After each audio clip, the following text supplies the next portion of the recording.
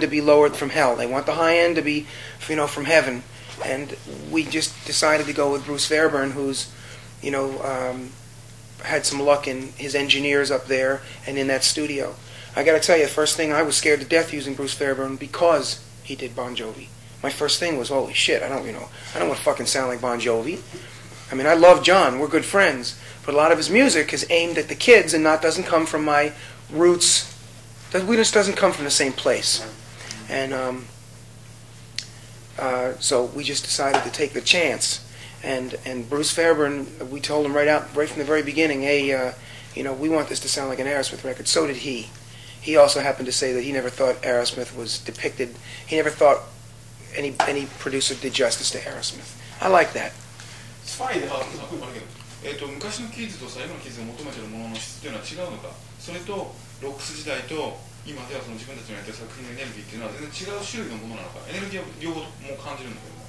He wants you to compare like the kids now who listen to your stuff and kids back then when you put out like rocks. Yeah. Do you think they're looking for something different, or what's going on? No, man. I think that the stuff that we did back then came from the heart and the gut. There was no bullshit. Lord of the Thighs, down to who knows who, just to socialize. There was no, let's get my voice to sound really cool through the, and I sang it with the attitude. Joe played with an attitude because he's a fucking living attitude, And I think you can't fight City Hall. You can't deny attitude and good playing. Unfortunately, we've had the two. In our worst drug-induced stupors, we still had the attitude and still could play, kinda, and it still came out okay. Stuff today that's shined on and used. There's the catch-22 here. When you use too much of that stuff in the studio, and a manager can sit here and go, look, get the best studio, get the best suits, get the best hair guy and the best makeup guy, and you get him out there and they're plastic and see-through, and they blow over in a day. It's over. But the stuff with the good roots, it's like a tree, an elm tree, man. It blows with the wind. It takes the stuff, and it still remains standing. And that's Aerosmith. Someone once told me that it's not how good you are, it's how long you can stay around. Well, there's catch-22 in that, too, because you can't stay around without being good. So it seems like if you have that kind of attitude, though, yeah, you would want to almost instinctively sort of buck the technology. So, well, fuck that. Well, you can't buck the technology. You can't, because you've got 20 albums that come out a year, #1 albums, or 10, and they all got a common thread through them. They're high fidelity. High fidelity. I'm not saying that, look, it's like a synthesizer. It's like a suit. It's like a manager can say, get those guys dressed up. And some guy goes, duh, dressed up. Let me see. That means a tie and a jacket, and that ain't it. You can get dressed up and look like Prince. I think I'm fucking dressed up right now. This is a $400 shirt I got in Japan. And these are $70 things. They look like shit, but to me, this is dressed up. Because this windsurfer suit, if there's a flood right now, I can walk around and not slip on the rocks. Hey. So I'm happening. It all depends on what you think of it. And in this technology world, if you can sound good and take a synthesizer, the same thing that idiot manager will say, put a jacket and tie on him. No. You don't dress up Aerosmith with a synthesizer. You embellish and enhance the bass line that fucking Tom Hamilton already puts down like a maniac. His sawtooth, rough-edged bass line, you take a little bit of sawtooth on a synthesizer, which cuts through in a pure tone, like Satisfaction, it'll cut through all the rest of the crap. And you use it as an embellishment and not as that main instrument, so someone goes, oh wow, listen to the synthesizers, man. It's bullshit. So we use it as an enhancement. It's just a little, it's knowing where to turn the key. Anybody can turn it and open the door, but how do you turn it just to get it just right? And I think that we do that, not to toot my own horn too much, but there is certain magic in how somebody does something.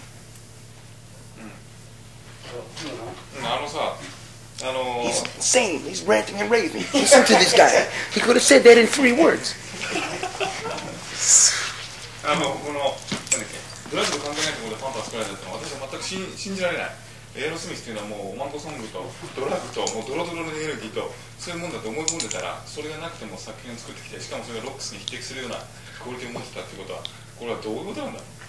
What blows him away is that he expects you guys to sort of, crawl up from under the rock there, under a rock with like muff and alcohol and drugs, and you make your record, and you're able to make the kind of record you do with the kind of energy it has because you sort of live in that world of sleaze there. And you can't believe that you guys clean up your acting and still sound as good as you sounded back, in the days of rock. There's magic out there.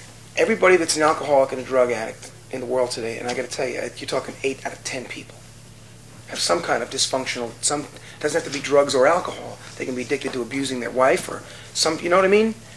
Everybody says, or the bottom line core remark from people is, oh, okay, I stopped drinking. I just don't do it the way I used to do it. Before I used to abuse it, but now I just have a beer once in a while. That's bullshit, okay? Because you are so used to, for 10 years, drinking and being an alcohol, and you become, all your mannerisms become, that's the template for all your mannerisms. It's like you're plugged into a drug-induced computer. You pull out the floppy disk, and it still smells of alcohol. The only way to get it different is to completely stop. Completely. And then you can stop there and use all that as a good point of reference. All my drugs, I think that was great for me. I went to the moon and came back without a rocket ship. And I look at that as an experience because life is a journey, not a destination. So when you stop completely, it's like a bonsai tree. It's growing like crazy, right? And you snip it. Snip, snip, snip, snip, snip, snip. Suddenly it gets big and strong, small. Big and strong, but small. And that's what we did. We started growing all over the place. And then you stop completely, and you suddenly realize we got our focus down. It's the music that we want. We want to learn how to play our instruments. Before, we were just dabbling, And so, unless you stop it completely, there's a magic there. So what we did was we stopped completely. And suddenly I looked back at what we used to do before I analyzed it. I said, no, man, I want to rock. I don't want to get fucking high and blown out. And we analyzed a lot of things, like the music and what it's all about and certain things, and we were able to grow from there. See, so we got real strong in the band. Now we're a unit like this. And there's nothing that's going to stop us now. I still have that same lunacy of wanting. Only before I would go, and it would go out. Everything would come out sideways. Now I have that same want, but I don't do that. And I go back in, and I go, but I aim it towards my music. So the same fervor some people say you take that energy that I used to cop drugs, I'd wake up in the morning, I never went to bed at night, and I was bitching, and all that energy, take half of it and aim it towards something productive, and we've taken all of that and aimed it. We now talk about music and what we want to do, and it's so simple now.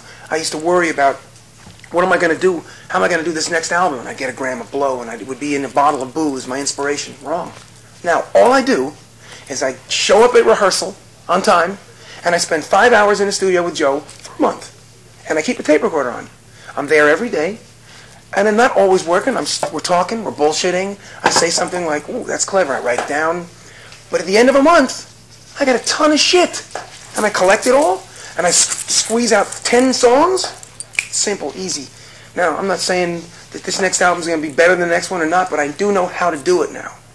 And I got a funny feeling this next album's going to be Aerosmith Sgt. Pepper. It's going to be even better. But it's all because we realized that we were putting so much time and energy into getting high, we decided to re-aim that energy. So yeah, I'm amazed too, And I got to tell you that for the grace of God and my higher power, or whatever, I'm lucky that we're not a casualty, because there's a lot of people that stuttered, they did too much LSD, they took too much this and that, and they shot too much shit. And I'm not saying I don't have brain damage. I'm sure I do. But, fortunately it's not as much as others, and I can't explain, But, boy, I got to tell you, we were under that rock. I guess one thing that people really want to know is, what was the turning point? Like, the stuff you're talking about now is obviously something you've discussed a lot, or stuff that's been told to you. Like, when did you start thinking that way? Why did you start thinking that way? Because it was real easy. I say that now, right? It was fucking, you're talking 4 rehabs. I went to 3 28-day programs, and one I had to check back in because I went, oh shit, I'm going to start doing drugs on the weekend? You can't do that. I wanted to go to an island with a doctor at the end of the tour and get fucked up. But then I'll stay sober the whole tour. You can't. It's all or nothing.